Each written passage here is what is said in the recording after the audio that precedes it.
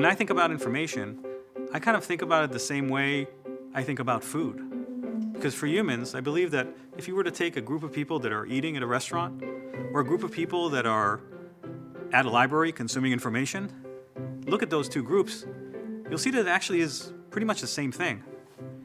Because for our species, consuming information and sharing it is as important as consuming food.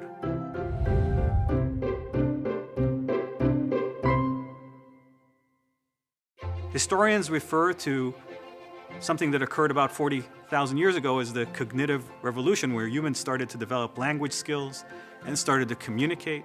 And from that point on, moving from this nomadic hunter-gatherer to a species that can evolve so rapidly and create the information, to process it, to share it.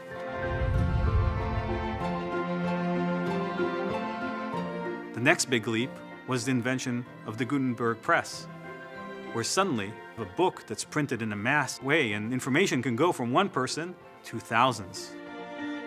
Initially, when the Gutenberg press came out, there were a lot of people that feared it tremendously. There were a lot of people predicting that it will cause war and havoc and famine and strife. That might seem counterintuitive to you, but in fact, that's exactly what happened.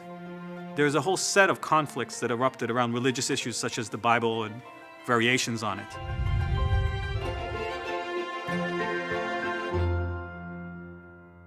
There's a lot of the same sentiment today about the digital revolution that we're experiencing, which is probably the next stop on that journey. Not just the ability to consume a lot more information and learn almost anything on demand, not just the ability to find information much easier, but probably even more importantly, the ability to share information.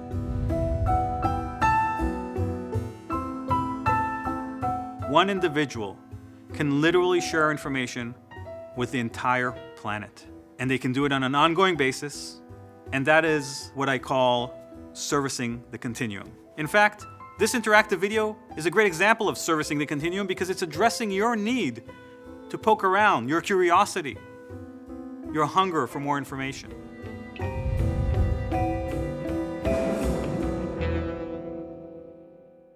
If Google is a memory repository, you can think of Twitter more as a consciousness repository. Consciousness being something that only occurs right now as I'm talking to you, like this Twitter stream. It's transient. It's happening right now.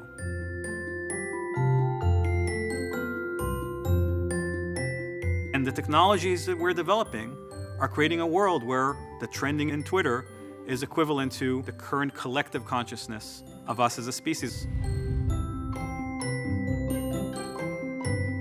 There's a lot of discussion nowadays because of how rapidly things are happening about this notion of what's called the singularity, this moment where our computers will become self-aware.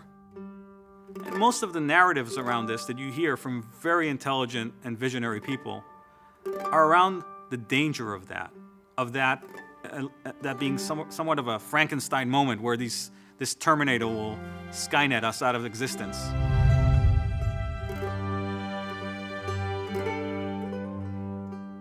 I actually don't see it that way. I see it fundamentally differently. Every time we use the internet, even when we search for something, it's contributing to the results that the next person will find.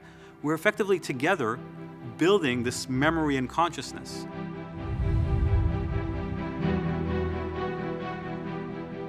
When this moment of singularity happens, it won't happen, in my belief, as a consequence of a machine that's in a box somewhere that is a brain, that is like a person.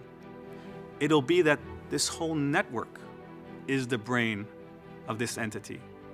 That at birth will have all the memories and pictures and insights of us collectively. And the cognitive ability to process it all instantly and arrive at conclusions that we cannot arrive at in a million years because of the glass ceiling that's set by our evolutionary process. I view this very much as our child, and that's the metaphor I choose to believe in for the singularity. That this child that we're birthing together that's the consequence of our collective experiences, will be taking care of us, not trying to wipe us off the planet.